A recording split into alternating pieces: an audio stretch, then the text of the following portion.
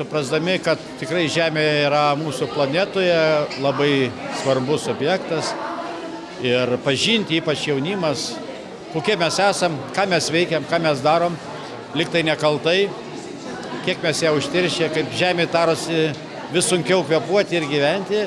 Tai aš labai džiaugiuosi, kad Radviliškyje jau 5 metus iš eilės visi vieningai, visos mokyklos suvažiuoja čia Gražinos pagrindinė mokykla, kadangi tai yra tokia startinė mūsų vedančioji mokykla to klausimo ir visi pasidalins įspūdžiais, paspres ir dabar jie parodo, kiek yra tų šiukšlių, kur Žemėj tampa tarsi per sunku tą visą ištverti. Tai ir labai būtume laimingi, kad kažkiek tų vaikų jaunimo ypač, be jokios abejonės, savo suprastume ir suvoktume, kad reikia tausoti ir gerbti ir mylėti svarbiausia. Kaip pat savo artimą, kaip ir sakiau, Lietuvą mylėti, bet ir mylėti Žemę, nes ji mums labai brangi. O kas vyks dabar? Kas vyks mokykloje? O dabar yra antroji dalis, ta smagiausia, ką aš ir minėjau, kad mes truputį kalbėsime įvairių sričių specialistai ir agentūros aplinkos, parodysim, kas teršėjai, liktai nekaltai, liktai valgome duoną, žemdirbiai, o kiek ten patenka chemikalų, kaip užterštos upės, kaip vaikai patys parodys, ar tas šiukšlės, kurias minėjom, nekaltas numestas popieriukas, ar stiklo gabalėlis. Tai va šiandien porą valandų ir vaikai spektakliuką rodys, tą bandysime ir po to padaryti kažkokias išvadas. Tai aš tikiuosi, jeigu tų širdis pasieks, ką mes šiandien tą didelis gausus būrys, kažkiek nors dalis, nors iš jų pusė, tai bus labai džiugu. O be jokios abejonės, jie parėję į namus, pasidalins su tėvams ir jeigu pasakys tėčiui ar mamai, kad numetei ne vietoj popierį ar stiklo ir lieps pakelti, tai mes pasiekėm tikslą. Klimatas šiais laikais yra labai aktualus mūsų pasaulyje ir manau, reikia saugoti gamtą, reikia būti mums vieningiams, kad mes išgelbėtume mūsų gamtą, kad būtume vieningi. Kokioje mokykloje mokėsi, kurioje klasėje mokėsi? Mokausi Lizeikos gimnazijoje, pirmoje gimnazijos klasėje. Kokią čia vėliavą neša? Lizeikos gimnazijos vėliava. Labą dieną, esu Mingailas Saulevičius, Šiaulių regiono aplinkos apsaugos departamento Radviliškio rajono agentūros vedėjas. Ir kaip visada, kiekvienais metais mes tikrai mielai pabūname su mūsų Gražinos mokyklos organizuojamam renginyje Žemės dienoje ir šiais metais paprašė pristatyti daugmaž agentūros, sakykime, darbą, kas mes tokie esam ir kuo čia užsiemam. Ir jeigu keliais štrichais jau dabar tuoj prasidės, apie ką jūs kalbėsite? Labai trumpai, sakykime, kas mes tokie ir toliau tiesiog vaikams parodyti, kaip būna ir kas po to būna ir kaip turėtų būti. Nes vis tiek vizualinė informacija, sakykime, žmogus priima geriausiai, tai aš ko gero parodysiu labai trumpai ir manau, kad vaikams neprailgs ir nepabos. Kadangi dabar ta Žemės diena, tai savivaldybė kiekvienais metais skiria lėšų, kad būtų rajoninis renginys. Taip pat prašome, kad, kaip pasakyti, ir seniūnijos, ir mokyklos rašytų projektus taip pat remiame, kad mūsų aplinka būtų graži, tvarkinga ir neterštų. Ir šiandien kalbėsit apie tai? Šiandien kalbėsiu apie žmogaus pėdsakai Žemėje. Tai būtų Radviliškio konkrečiai Žemėje. Rodysim skaidrės, ką blogai daro, ir patarsim, kaip nereikėtų daryti, ką turėtų daryti. Ką šiandien, kokią misiją vykdysit čia? Šiandien pas mus graži diena, ne tik tikrąja to žodžio prasme, bet ir dienos lygiadienis, viduris pavasario ir minim Žemės dieną. Ir noriu pristatyti įmonę Fasma, kuri, kaip ir kiekviena įmonė, turi kažkokių tai perdirbtų atliekų. Konkrečiai pas mus mes kaip grūdininkai perdirbam žemės ūkio produkciją, tai pas mus lieka lūkštai, miltai ir išvalos įvairios ir kad mes jas ne kažkur tai laidojam, neišpilam, o konkrečiai perdirbam, kaip kad lukštus naudojam užpildams, grikių lukštų pagalvėm, čiužiniams, miltai eina į pašarus, dalį miltų liekančių nuo produkcijos atiduodam medžiotojams, kaip ir kiekvienoje minėjo įmonė, turim transportą, kuris yra naudojamas grūdų pervežimui, tuo pačiu ir lieka ir padangos mašinų, ir atidirbti tepalai, ir kitos atidirbtos detalės. Mes jas taip pat turim sutartį su metalo surinkimo įmonėm, kurios išveža nereikalingą atidirbtą metalą. Taip pat turim sutartį su Toksika, kur išvežam tas pačias padangas, tepalus, atiduodam autoservisam, kurie mus prižiūri, kurie keičia mūsų transportui tepalus. Taip kad, kaip Dievas sakė, kad kilom iš dulkės ir virsim dulkelę, taip ir mes stengiamės neteršti gamtos, viską, kas įmanoma, kas galima perdirbti ir turėti gražesnę, žalesnę mūsų žemelę. Aušta kovo rytas, o parskridę paukščiai čiulba vis garsiau, jau visa palaukė. Lyg šaltinis trykšta, garsais padabintas, jų natas rašau. Nusakstys pakrantę, mėlyno žibutės, plukės tarsi sesės, baltą šokį šoks. Kovo akvareliai, kuo ilgiau pabūkim ir pasiklausykim pasakos gamtos.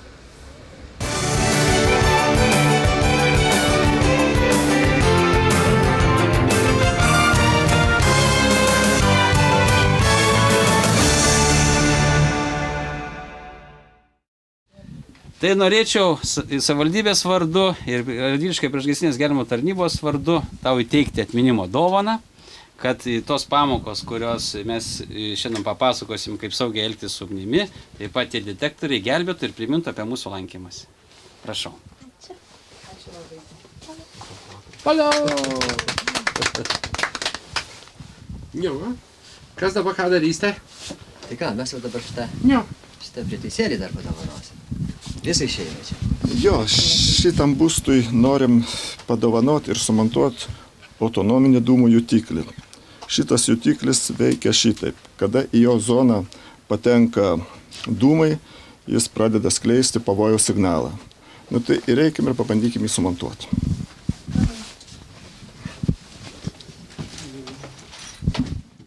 Jutiklio paruošimas darbui. Jam reikia įdėti autonominį maitinimo šaltinį, tai viduriuką įdėjus, uždaromas dangtelis ir jis patikrinamas, ar veikia. Paspaudus šitą mygtuką, palaikius, atleidus, išgirdom, pasigirsta garsas. Tai reiškia, kad veikia ir jis yra paruoštas darbui. Nu ir gerai, o dabar jisai toksai. Ar jisai skirtas, kad kaimynai išgirstų, kam tas signalas siunčiamas?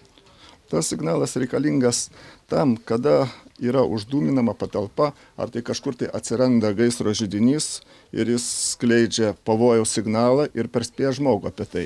Jeigu yra didelis pavojus, tada žmogus gali evakuotis iš pastato, o jeigu dar yra galimybė ir gali pradėti gesinti gaisrą. Tos baterijos maždaug kiek laiko, kad užsimiršta paprastai? Ai! Šitos baterijos panašiai išlaiko apie metus.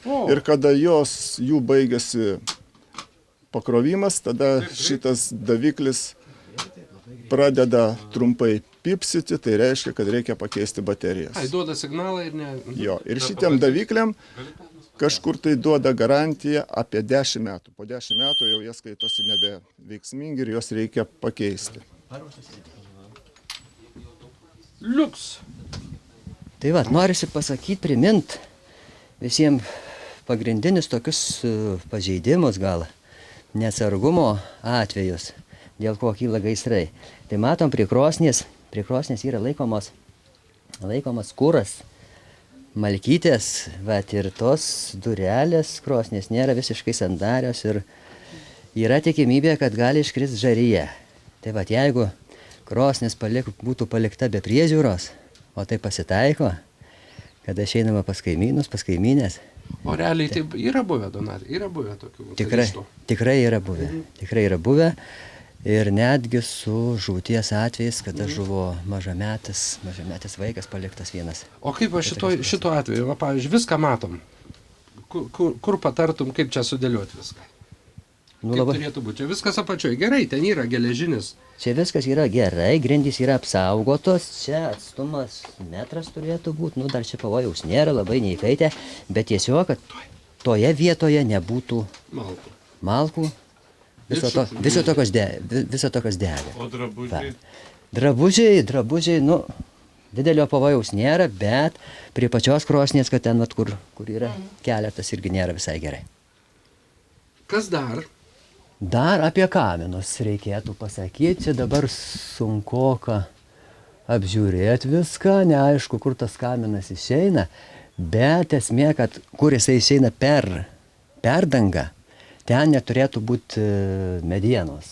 Šiuo atveju plokštėm tikriausiai glaudžiasi. Vat. Ir turėtų būti išbetonuota atotrauka. Tai nuo kamino sienelės vidaus 38 centimetrai. Nu, liaudiškai geras sprindis nuo išorės. O reikia tą kaminą valyti? Ar dar yra kažkokie profilaktiniai darbai? Tai kaminą būtinai reikėtų valyti. Ir patartina pasikviesti specialistus, dabar jau skelbiasi jie, oficialūs ar ne, bet geriau patikėti tam žmogui, kuris tą dalyką daro.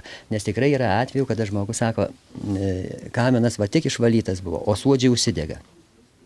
O tų gaisrų, kada jie skyla pastogėse, tai praktiškai visi jie, manoma, ir kyla dėl to, kad per daug įkaista kaminas. O kaminas įkaista, kada užsidega suodžiai kamine. Tai aišku labai priklauso nuo kuro rūšies, nuo kuro drėgnumo, bet kaminą reikia patikrinti ir kas 3 mėnesiai įsivalyti, jeigu reikia. Tai kiek kaina čia išleis žmonės labai? Gal brangiai kainuoja? Nu ką darysi, stogas brangiau kainuoja, aš manau, užsidengia. To galbūt ir nereikia. Taip rašoma taisyklėse, bet jį patikrint, ar jisai neužsinešęs tais, neužsikišęs suodžiais. Ypač tas pavojinga, kada ateina dideli šalčiai, kada kaminas kondensuojasi vidus, tada prie jo greičiau prikimba suodžiai. Tada vat ir pasitaiko tos bėdos, kad per šalčius netgi užsikimša kaminai. Vat. Aišku, geriausia būtų įsidėti metalinius įdėklus vadinamus. Jie, aišku, apsaugo, bet prieš tai reikėtų nepamiršti labai, ypač kruopščiai išvalyti kaminą. Nes pasitaiko užsidega tarpe suodžiai, tarp įdėklo ir tarp kamino sienelės. Vat, čia matom, šita vieta yra teisingai įrengta. Reiškia, medinės degios lubos yra atitrauktos nuo kamino sienelę. Vat, šita pusė jau yra negerumas. Tai, kad yra priglausta. Ir kada kaminų įkaitus per daug jau yra pavojus. Ką čia reikėtų daryti? Čia reikėtų iš viršaus patogiausia, aišku, apšiltinimo medžiagą atitraukt, nuimt ir tada prapjovus ir tiesiog padarius atramą apkrėst betoną. Tai yra labai rimti dideli darbai, ar taip tik atrodo, kad čia labai rimti dideli darbai? Aš manau, kad tik atrodo ir reikia tik noro ir atsakomybės, nes tai yra pačių gyventojų saugumas, aišku, ir kaimynų arti esančių.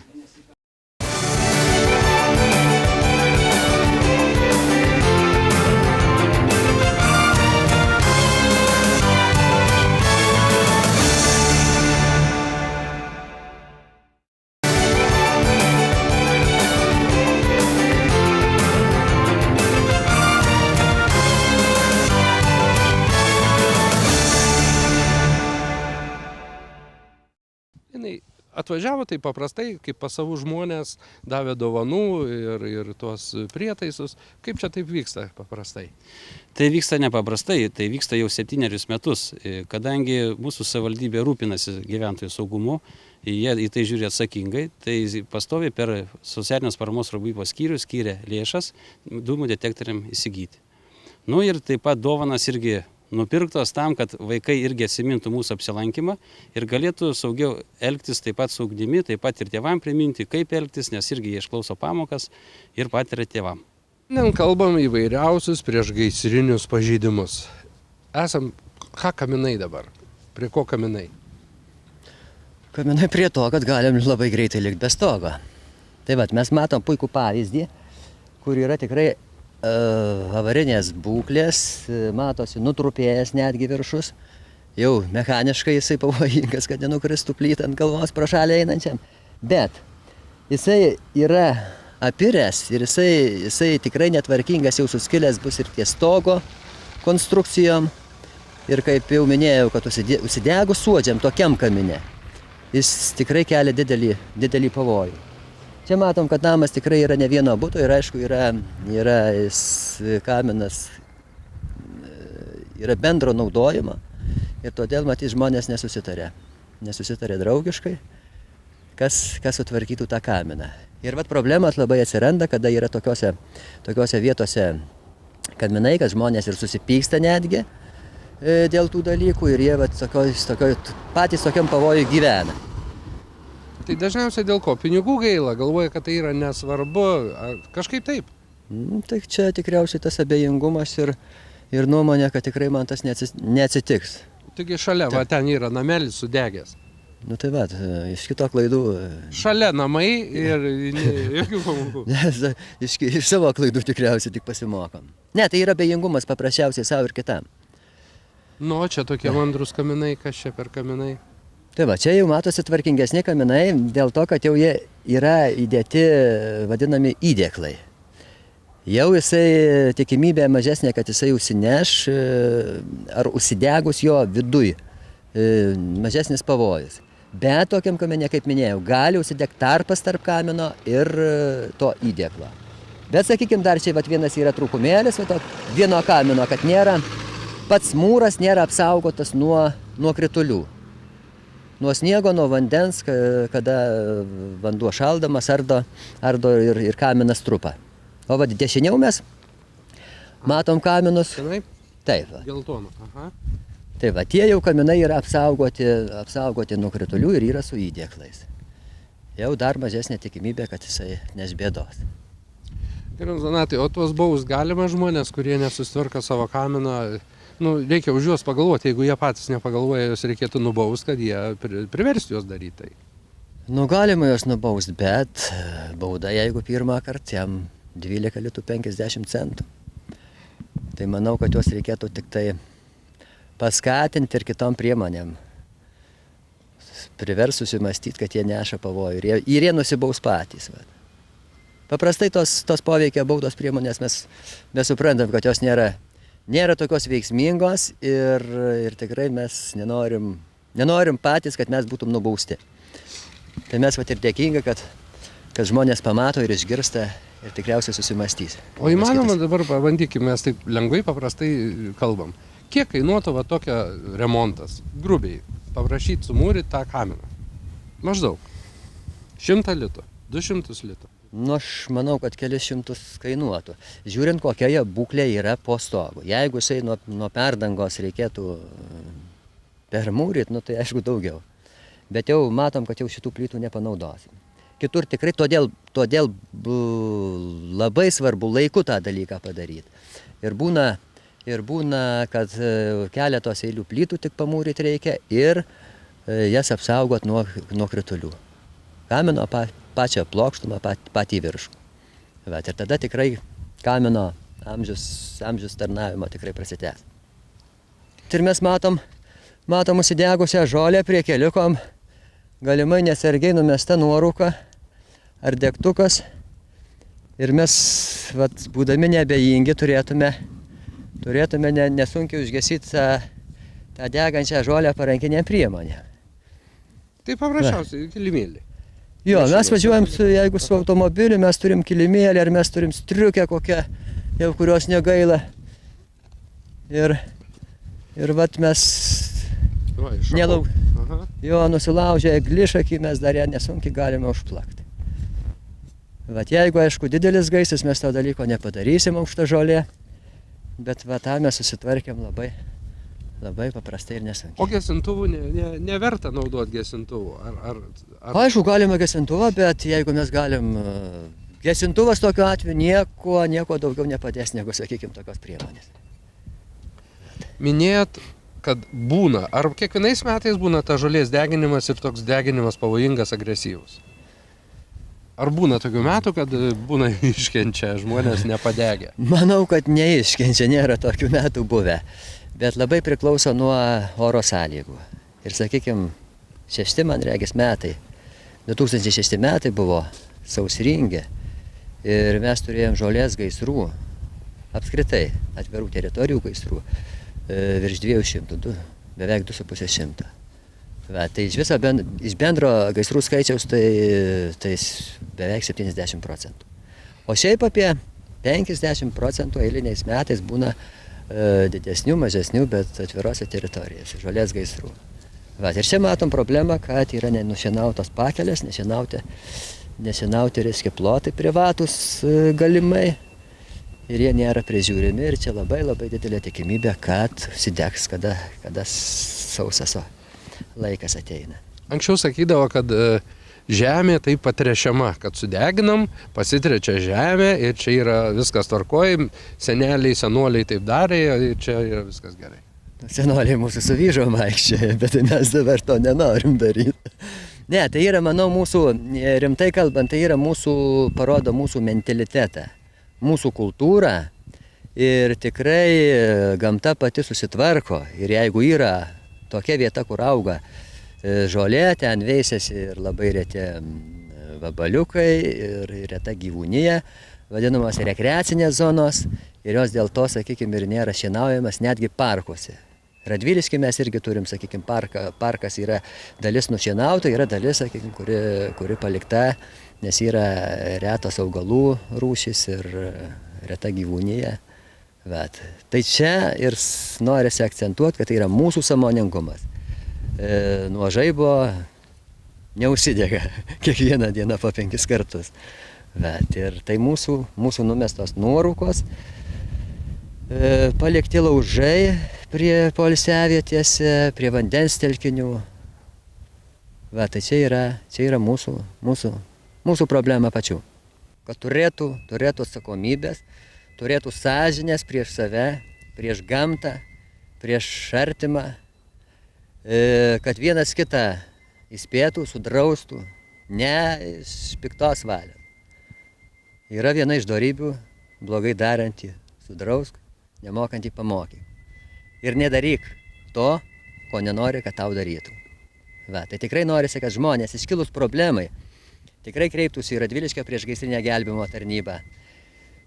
Tikrai nelauktų to laiko, kad tarpusavy atsirastų pykčiai, skundai, kad tas būtų galima spręsti taikiai. Pasimokykime iš Ukrainos.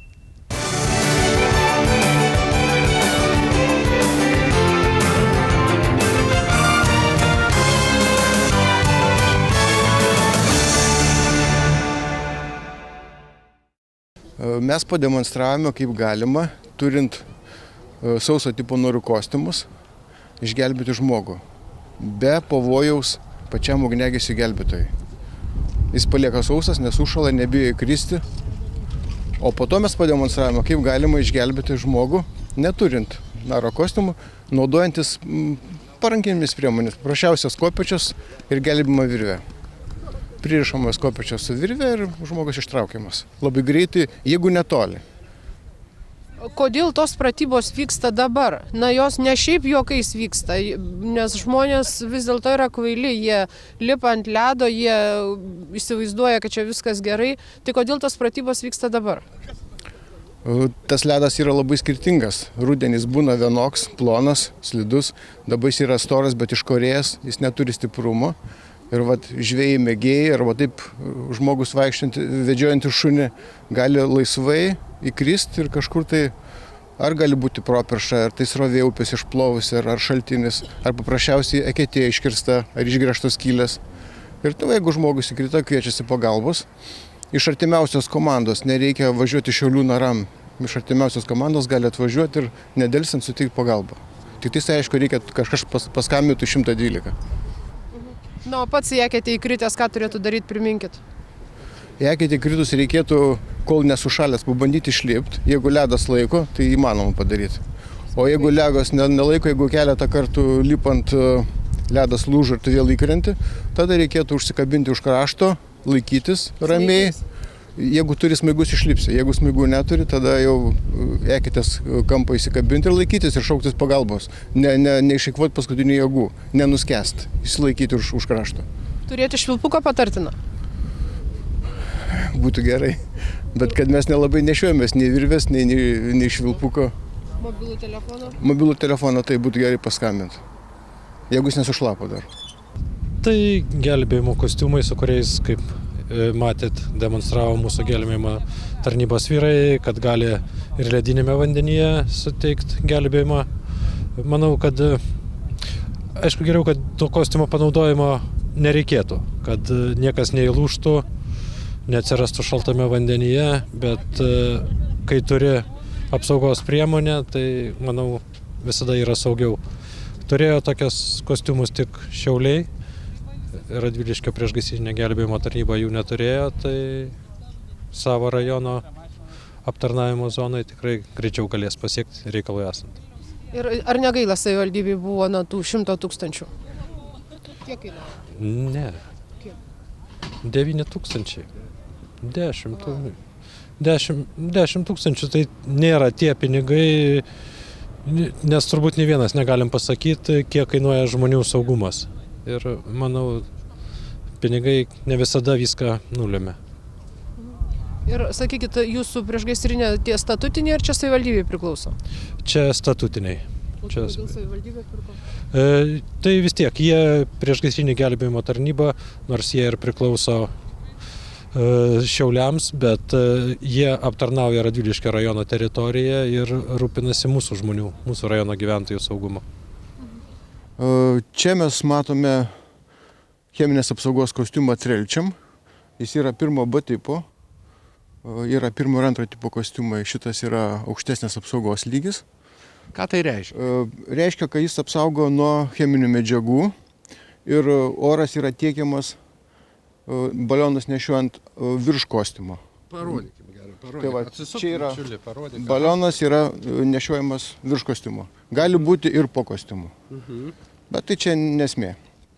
Kokiem įvykiam, kaip pavyzdį, kad žmonėms būtų aišku, kas gali įvykti, kur tų cheminių medžiagų gali būti?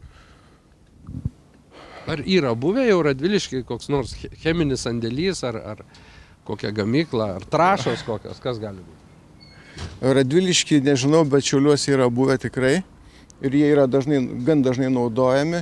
Paprasčiausiai apsaugo nuo amoniako, nuo bet kokių dujinių medžiagų ir nuo skysčių, nuo purslų. Ir ugniagesys gelbėtojas jaučiasi apsaugotas. Kostiumą sudaro, reiškia, pilnai reikia užsidėti kaukę, užsidėti pirštinės guminės, kurios taip pat nepralaidžios chemikalam. Su šito balionu ugniagesys gali dirbti apie 20 minučių. Po to jis yra pakeičiamas ir vėl galima dirbti.